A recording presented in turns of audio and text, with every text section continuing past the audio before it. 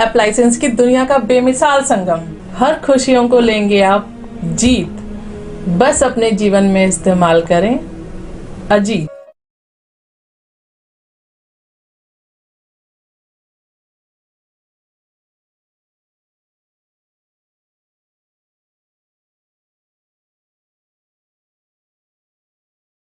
मैं अजीत कुमार श्रीवास्तव, अखिल भारतीय राष्ट्रीय स्नातक संघ का जिला उपाध्यक्ष, अजीत होम अप्लायंसेस का एमडी जी। आपने देखा होगा अभी तक विधानसभा और लोकसभा में जो है बहुमत था इनके पास, भारतीय जनता पार्टी के पास। अब विधान परिषद में भी बहुमत मिलता है, क्या कहेंगे इस पर? सर्वप्रथम तो मैं भाजपा को, प्रदेश के संगठन को, योगी जी को अपनी तरफ से बहुत बहुत शुभकामनाएं देता हूं, बधाई देता हूं। विधान परिषद में जिस तरीके से प्रचंड जीत आई है और ये इतिहास में पहली बार हो रहा है कि विधान परिषद, उत्तर प्रदेश विधान परिषद में भी बहुमत की स्थिति भाजपा की बनी है, तो ये तो बहुत बड़ी जीत है कहलाएगी।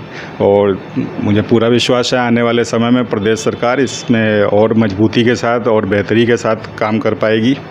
साथ ही साथ मैं ये भी कहूँगा, जिस तरीके से इस चुनाव में एमएलसी के आपने देखा कि कांग्रेस और बसपा तो बिल्कुल सिरे से अपने आप को उन्होंने स्वयं को ही नकार दिया, और जहाँ तक सपा का भी प्रदर्शन रहा, उनके जितने भी कैंडिडेट्स खड़े थे बड़े बड़े दिग्गज 250-300 मत उनके आए हैं। तो क्या विपक्ष की भूमिका अब आने वाले समय में रहेगी, ये तो देखने वाली बात है। लोग कहते हैं कि प्रजातंत्र में विपक्ष की मजबूती होनी बहुत आवश्यक है, लेकिन मेरे विचार से तो प्रजातंत्र में सरकार जितनी मजबूत हो उतना अच्छा होता है देश के लिए, प्रदेश के लिए, प्रदेश की जनता के लिए। और अगर किसी वजह से एक मजबूत सरकार कभी अपने रास्ते से इधर उधर होती है तो उसको जनता सही रास्ते पे लाने के लिए अपने आप में समर्थ है। विपक्ष की भूमिका तो कुछ खास मेरे नज़र में नहीं दिखती है, क्योंकि पिछले 5-6 सालों में अगर आप देखें कि केंद्र सरकार में जो भी हमारे बजट सत्र आए हैं उसमें विपक्ष की क्या भूमिका रही है, कोई प्रोग्रेसिव भूमिका विपक्ष ने नहीं निभाई है। तो उस स्थिति में अगर हमारा प्रदेश में दोनों ही सदनों में हमारा प्रचंड बहुमत रहेगा तो ये प्रदेश के लिए बहुत ही हितकारी रहेगा, और आने वाले 5 साल मेरे ख्याल से उत्तर प्रदेश के लिए स्वर्णिम काल साबित होंगे। अजीत जी, एमएलसी चुनाव में भारतीय जनता पार्टी को पूर्ण बहुमत के साथ जीत तो हासिल हो गई, लेकिन वाराणसी में जो एमएलसी के प्रत्याशी थे, जो कि प्रधानमंत्री जी का क्षेत्र है, वहाँ से उनको हार का मुंह देखना पड़ा, क्या था?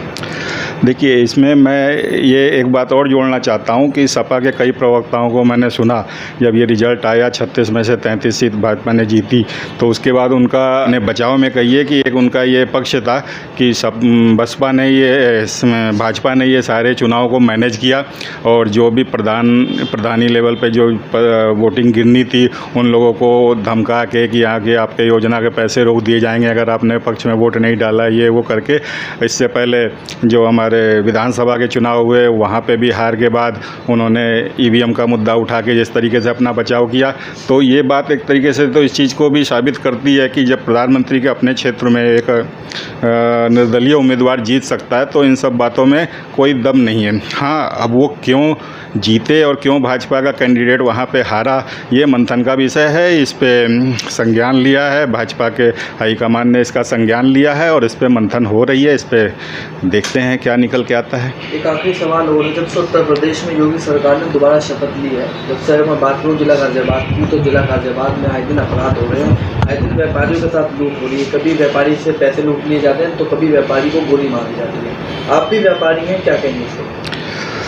हाँ, दोबारा जब से सरकार बनी है 1-2 छोटी मोटी घटनाएं ज़रूर सुनने में आई हैं, लेकिन ओवरऑल अगर प्रदेश को देखा जाए तो जिस तरीके से अभी हिंदू नववर्ष आया और उसके बाद रामनवमी का अवसर आया, और पूरे देश में तकरीबन हर प्रदेश में जिस तरीके से अप्रिय घटनाएं हुई हैं और पत्थरबाजी, आगजनी की घटनाएं हुई हैं रामनवमी के शोभा यात्रा के दौरान, एक हमारा उत्तर प्रदेश ही ऐसा प्रदेश है जिसमें 800 शोभा यात्राएं निकाली गई और एक भी शोभा यात्रा में इस तरीके की कोई अप्रिय घटना का समाचार सुनने में नहीं मिला। यहाँ तक कि मुस्लिम भाइयों ने भी अपनी इफ्तारी के आयोजन किए, उनकी भी कोई शिकायत नहीं थी कि प्रदेश में उन्हें अपने इफ्तारी का आयोजन करने में किसी प्रकार की कष्ट आया, किसी प्रकार की परेशानी हुई। तो अगर एक बड़े स्तर पे देखा जाए तो प्रदेश में लॉ एंड ऑर्डर की स्थिति बड़ी मजबूत है। छोटी मोटी 1-2 घटनाएं ज़रूर हुई हैं और उसके लिए भी आदरणीय योगी जी ने ज़रूर उसका संज्ञान लिया है और पीछे जो हमारे प्रशासनिक कार्रवाई हुई भी है जिला गाज़ियाबाद लेवल पे, तो वो सारी चीज़ें हैं संज्ञान में प्रदेश सरकार के।